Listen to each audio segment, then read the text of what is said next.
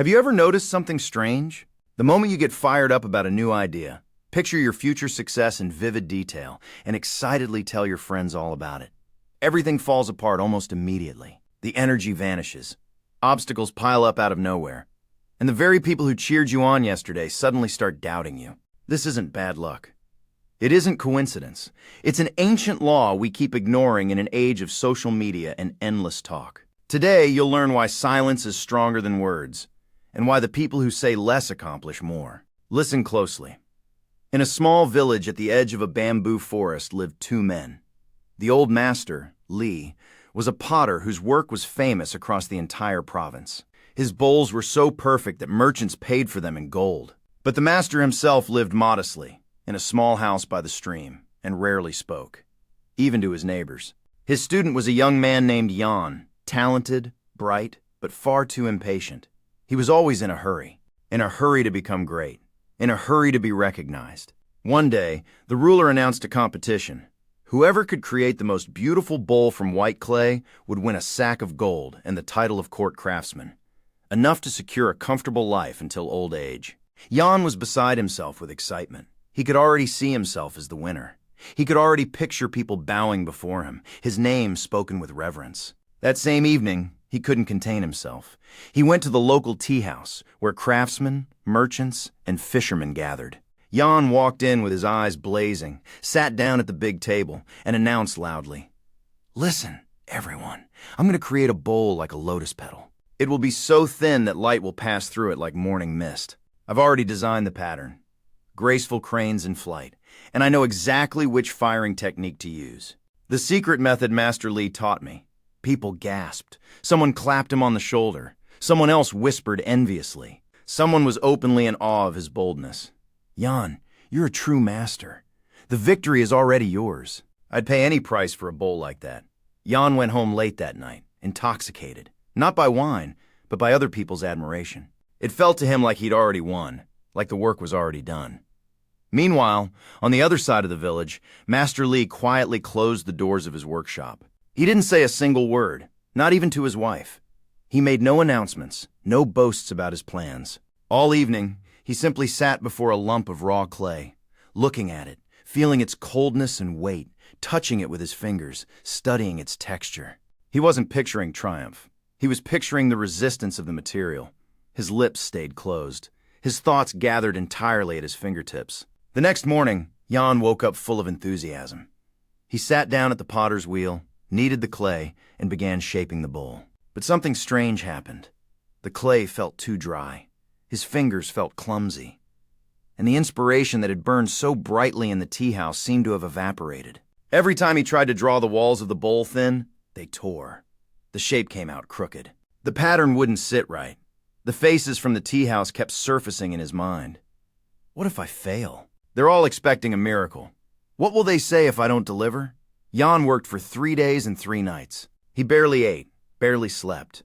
But all that came from his hands were crooked, lifeless pots. Not one worthy of even being called a bowl. By the evening of the 3rd day, in a fit of rage, he smashed everything he'd made. Shards of clay scattered across the workshop floor, like his shattered hopes. He sat on the ground, drained, his eyes empty.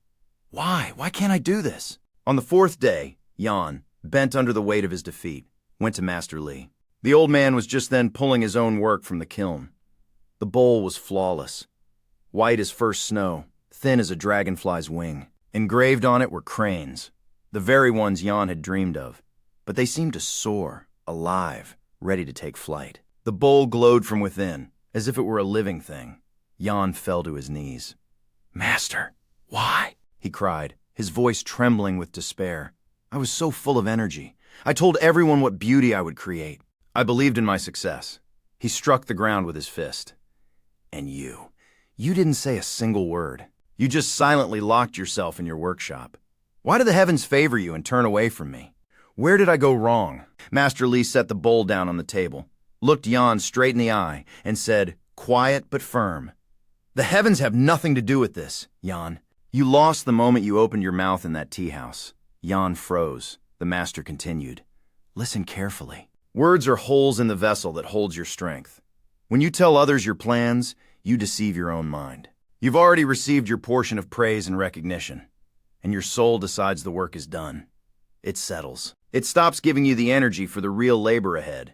He picked up a lump of raw clay. See this clay? It's heavy, cold. It resists you. To turn it into a bowl requires all your energy, all your focus. But you spent yours on words, on empty promises. Jan lowered his head. Master Li went on. But that's not all. With your words, you let hundreds of other eyes into your workshop. Some envied you. Some doubted you. Some simply passed by, indifferent. He lifted the bowl toward the light. The envy and disbelief of others. That's an invisible poison. You opened the doors of your future house before you'd even laid the foundation.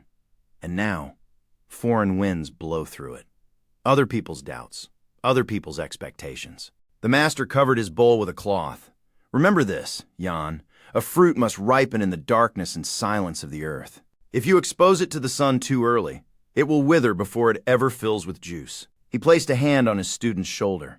Your plans are seeds. Bury them in your heart until they've grown into something real. The world should see your fruit, not your promises. A year passed. The ruler announced a new competition, the finest wine jug. This time, Jan didn't go to the tea house. He didn't tell a single soul about his plans. He simply closed his workshop doors and got to work. Silence, clay, hands. No words, no promises. Only action. When Jan pulled his jug from the kiln, it was simple, but perfect. There was no shouting in it. Look how great I am. There was the quiet strength of someone who knows their own worth. What he'd waited so long for finally happened. He won the competition. When his friends asked him, "Why didn't you tell us?" "We would have supported you," he smiled and answered with his master's words, "Happiness loves silence." Not because it fears bad luck, but because silence is the only place where real strength is born. Remember, silence isn't weakness, it's strategy. Great people don't talk about what they're going to do. They simply do it, and then the world sees the result. Guard your silence. Guard your energy. Let your actions speak louder than your words. Tell us in the comments, has this ever happened to you? A plan you announced falling apart right at the last moment? What did that feel like? If this story resonated with you, give it a like. Subscribe so you don't miss the next parable. And remember, happiness loves silence.